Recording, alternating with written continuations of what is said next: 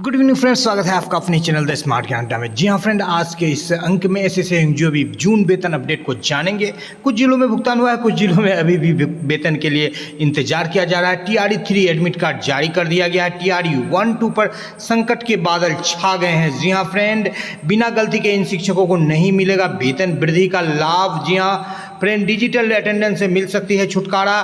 Transfer update को जानेंगे, क्या सक्षमता परीक्षा की मान्यता समाप्त हो गई है, इस विषय पर भी चर्चा होगी। साथ ही साथ आपको बताते चले फ्रेंड, अंतिम वेतन का 50% मिलेगा। पेंशन और BPSC हेडमास्टर में 75% सीटें नहीं भरी तो क्वालिफाइंग मार्क्स भी घटेगा, जैसा कि BPSC के द्वारा जो प्रोविजनल आंसर की जारी किया गया है उसके बाद जो बातें निकल करके आ रही है, इस पर बात चर्चा हो रही है। शिक्षा जगत की प्रमुख हलचलों के साथ सीधे चलेंगे अगले स्लाइड पर। सबसे पहले जान लेते हैं SSA एवं जो भी उम्मीद के वेतन अपडेट को। जैसा कि आपको पता है कि कुछ जिलों में भुगतान हो गया है, चाहे वो सारण हो चाहे अन्य जिले हो, लेकिन कुछ जिलों में जो है अब तक राशि नहीं हुई है, और इतनी राशि है कि या तो नियमित का वेतन भुगतान होगा या नियोजित का। आपको बताते चले अपडेट में कि जो राशि विभिन्न जिलों के लिए है उस पर जो है उसे भेज दिया गया है, और कई जिलों में जो है बैंक में एडवाइस जमा भी हो गया है। लेकिन कल मुहर्रम की छुट्टी को लेकर के कल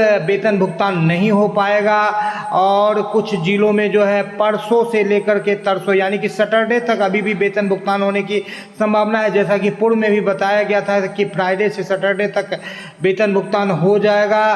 तो ये अभी अब तक जो है जो निकल करके आ रही है, सैटरडे तक जो है शेष बचे हुए जिलों में बहुत वेतन भुगतान हो जाएगा। तो चलेंगे अगले स्लाइड पर और देखेंगे क्या कुछ खबरें निकल करके आ रही। सबसे पहले जान लेते हैं कि संशोधित कर दिया गया है मुहर्रम के अवकाश को। कल विद्यालय में छुट्टी है, आप सबों को पता ही होगा। पूर्व में 18 तारीख को छुट्टी थी। उर्दू विद्यालय की बात करें तो 17-18 को छुट्टी है और 19 तारीख को साप्ताहिक अवकाश है। कमेटी की बैठक हुई थी पेंशन को लेकर के, जिस बाबत जो है महत्वपूर्ण बातें निकल करके आ रही है। अंतिम सैलरी का 50% प्लस DA पेंशन के रूप में मिल सकता है। जी हाँ फ्रेंड, ये वित्त मंत्री के द्वारा, शिक्षा मंत्री के द्वारा जो है 1 जनवरी 2004 के बाद नियुक्त कर्मचारियों के लिए एक बेहतर खबर निकल करके आ रही है। जी हाँ फ्रेंड, बात करें ऐसे शिक्षकों की जो जुलाई 2023 के बाद प्रशिक्षण नहीं लिए हैं, उनके वेतन वृद्धि पर रोक लगा दी जाए। द स्मार्ट ज्ञान अड्डा बिहार सरकार से पूछना चाहती है, ऐसे शिक्षक जो 2023 के बाद ट्रेनिंग नहीं लिए हैं, उसमें शिक्षक की क्या गलती है? BRC के द्वारा या जिला के द्वारा या प्रदेश के द्वारा उनका लिस्ट में नाम नहीं आया, जिस बाबत उन्होंने ट्रेनिंग नहीं लिया। बताते चले फ्रेंड कि कई जिलों में अभी भी सैकड़ों शिक्षक जो है ट्रेनिंग नहीं ले पाए हैं, और कई ऐसे जिले भी हैं, दर्जनों जिले, जहां पर कि दोबारा भी टीचर ट्रेनिंग ले रहे हैं। तो ये कहीं ना कहीं जो है शिक्षा विभाग, बिहार सरकार की जो है कमी है, जो कि कई जिलों में शिक्षक छूटे हुए हैं, सैकड़ों की संख्या में, हजारों के संख्या में, और दूसरे जिले के शिक्षक डबल ट्रेनिंग ले रहे हैं। तो जो बैठक पर निर्णय लिया गया 50% DA के साथ पेंशन की गारंटी पर फोकस रहा, चर्चा हुई, और NPS को खत्म करके नहीं बल्कि OPS के प्रावधानों को NPS में शामिल करने पर जो है यहाँ पर विचार किया गया। आपको दिखाते चले हैं, ये पेंशन से रिलेटेड जो बैठक हुई है उसका यहाँ पर आपको चित्र दिखाया जा रहा है। जी फ्रेंड, बात कर लेते हैं BPSC TRE 1-2 की। तो जो बातें निकल करके आ रही है, सिर्फ पॉलिटिकल साइंस में जो RTE मांगा गया है, राइट टू इंफॉर्मेशन RTI मांगा गया है, तो सिर्फ पॉलिटिकल साइंस में 30% से कम अंक प्राप्त करने वाले, जो कि भाषा में, जिसको कि बाद में हटाया गया था लीपापोती करने के लिए, कुछ गलत कैंडिडेट को शामिल करने के लिए, इसकी संख्या 100 यहाँ पर 86 है, यहाँ पर 86 की संख्या में है।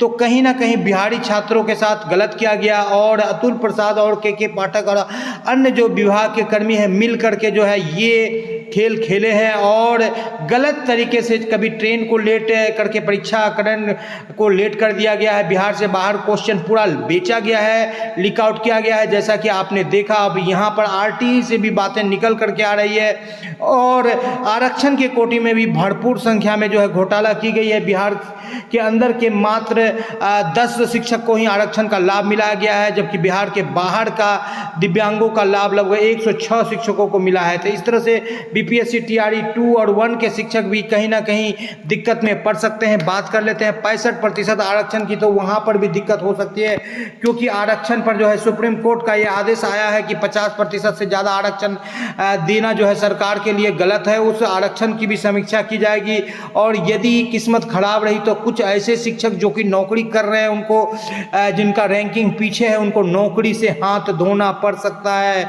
जी हाँ फ्रेंड, लेट लटी भी बर्दाश्त नहीं की जाएगी। डीएम का कहना है इस शिक्षा कोर्स पर हाजिरी बनाने को लेकर के एडमिट कार्ड जारी कर दिया गया है, और कल जो है एडमिट कार्ड के साथ साथ आपको सेंटर भी मिलेगा। इस बार सेंटर में चेंजेस किए गए हैं। बात कर रहे हैं बीपीएससी टीआरई 3 की, जिसकी परीक्षा जो है 19 से 22 जुलाई को आयोजित होने वाली है। जी हाँ फ्रेंड, छठे चरण में चयनित शिक्षकों को ई शिक्षा कोर्स में उनका डाटा अपलोड करने की बात कही जा रही है। और बताते चले आपको फ्रेंड कि 1 घंटा पूर्व जो है आपको एग्जाम सेंटर में चले जाना है, अन्यथा की स्थिति में आपको एंट्री करने के लिए नहीं दिया जाएगा। जी हाँ फ्रेंड, आपके एडमिट कार्ड में सभी बातें दर्ज रहेगी।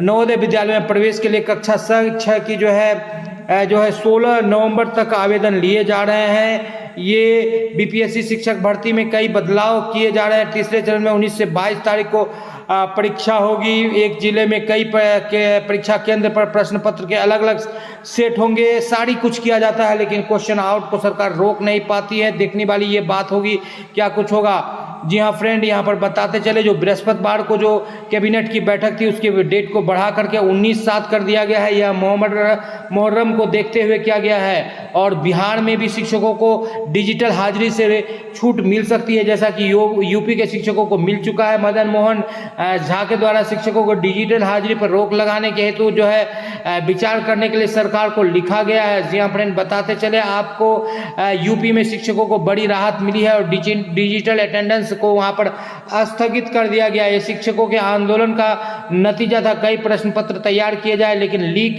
परीक्षा हो जाता है, तो ये बड़ी बात है। चाहे सरकार जो कुछ भी करे, फुल प्रूफ एग्जाम होना चाहिए, किसी तरह की कोई उसमें दिक्कतें नहीं आनी चाहिए। जी हाँ फ्रेंड, इसी उम्मीद के साथ कि कल आपको आपका वेतन नहीं तो परसों आपका वेतन मिले और आपका दिन शुभ हो। जी हाँ फ्रेंड, जय हिंद, जय भारत, वंदे मातरम। वीडियो को शुरू से लेकर अंत तक देखने के लिए आपका बहुत बहुत धन्यवाद। आपका दिन शुभ हो।